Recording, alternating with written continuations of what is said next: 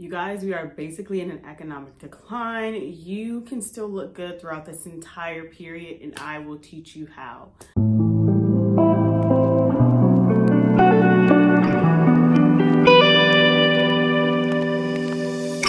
Hi everyone, welcome back to my channel. My name is Shakita. You may know me as Vintage Loca. I talk all things fashion, lifestyle, travel, all of these good things. Today's video is about extending your wardrobe by maximizing what you already have. If you're gonna buy, I'm gonna teach you how to buy less and buy better quality. So yes, I'm gonna teach you how to maximize what's already in your closet, and if you have to buy, how to buy a bit less and still be able to maximize the pieces that you do buy and incorporate them into the wardrobe that you already have.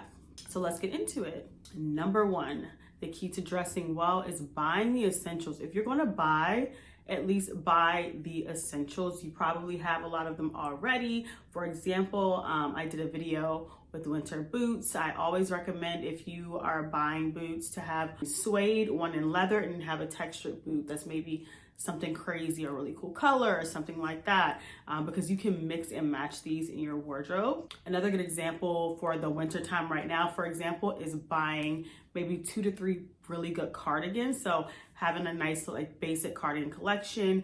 I recommend at least one maybe kind of oversized basic maybe cable neck cardigan, one that you could put a lot under. It's a very good layering piece. I recommend your second cardigan be a basic fitted cardigan that can go with a lot more fitted styles. Maybe you are more fitted on the top with the cardigan, and then maybe have more voluminous skirt on the bottom, or really nice like high-waisted pants, like something like that. And for number 3, I recommend having a unique like printed cardigan.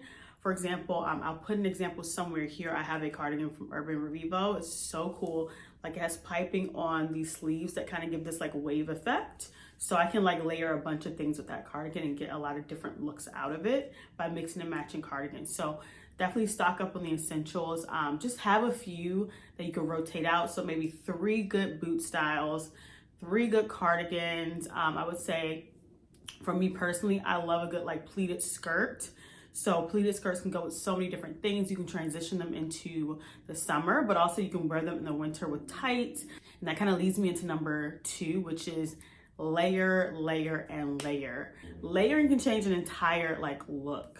Layering is low-key, to me, a showing of understanding how to put an outfit together. Because with layering, you're putting together something. You're not just throwing on a dress and going, you're actually putting something together. Especially for the winter time, you definitely need to do this, winter and fall.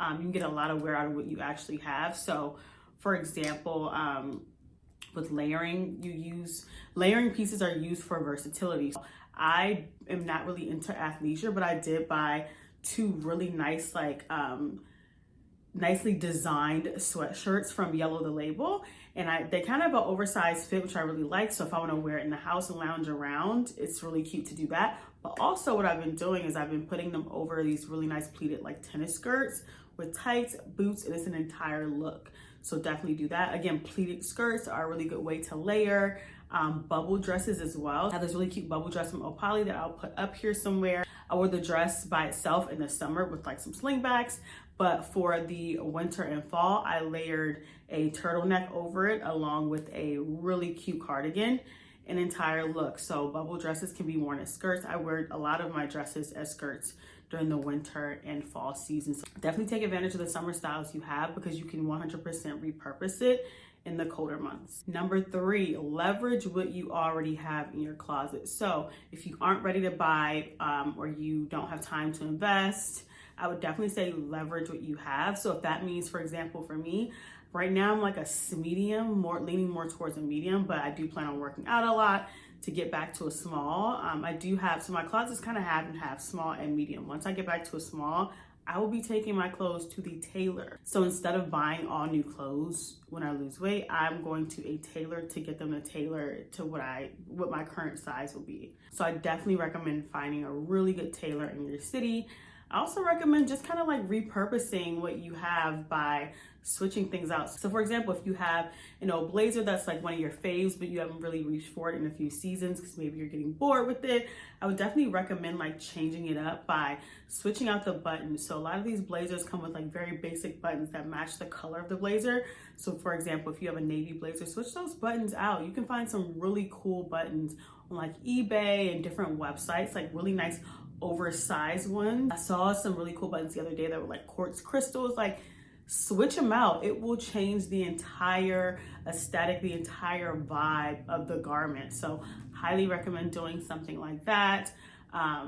Even just wear things in a different way, like using a scarf to kind of wear as a top instead. Like, leverage the things that you have. There's so many things you can do with it. You just have to be a bit more creative. That leads me to number 4. Accessories are the key to extending your wardrobe. I cannot say this enough. Accessories are the key to extending your wardrobe, okay? So this means, you know, jewelry, this means handbags, this means shoes. Like, switching up your heel and going for a pair of boots changes the entire look. Adding like statement jewelry, or maybe switching that out for more dainty jewelry that you like stack up, changes the entire look. Even scarves, I mentioned before, you can wear a scarf, you know, obviously around your neck. You can tie it to your handbag. You can wear it as a top. Like, there's so many different things you can do with it, and people just aren't thinking like that. We have to get back to being creative and building an outfit. Like, for a while, I got stuck in this rut as well a few years ago, where I would just buy dresses. And I'm like, I just want to throw things on. I don't want to have to think about it. But we have to get back to creativity and nurturing our personal style and really building an outfit that shows the difference between who can dress and who cannot dress. And who can dress and who's just a trendy person. Let me show you some examples of accessories that I have that I feel like switches up an entire look. Hold on. Okay, so as far as accessories, like one thing I've been working on this year is building up my accessory collection. So I've been getting more into like fine jewelry, which I'm gonna make a separate video about that, how to invest in fine jewelry. Because I have very sensitive skin. Like, the past like year or so, I've been really breaking out, trying to wear like gold plated, or just like costume jewelry. It does not work for me. However, like, I found a bunch of like really nice local jewelers, smaller businesses to support to get jewelry that's a lot more affordable. So I will share that with you guys in a separate video. But I've also been trying to invest in extending my bag collection, because I would notice I wear the same like 2 or 3 bags, and I got very bored. I feel like I wasn't able to transition my outfits better or to build my outfits better. So I did want to buy some new handbags so I can have a good basic collection. I don't want to get too many. I don't need every handbag I see that's really nice. I wanted to make sure I had a really nice basic collection of handbags to really be able to switch up and rotate really well without having to wear the same bag too often. For example, this is like one of my favorite bags. This is a Charles & Keith bag. It's so cute. I've had this for about maybe 2 years now.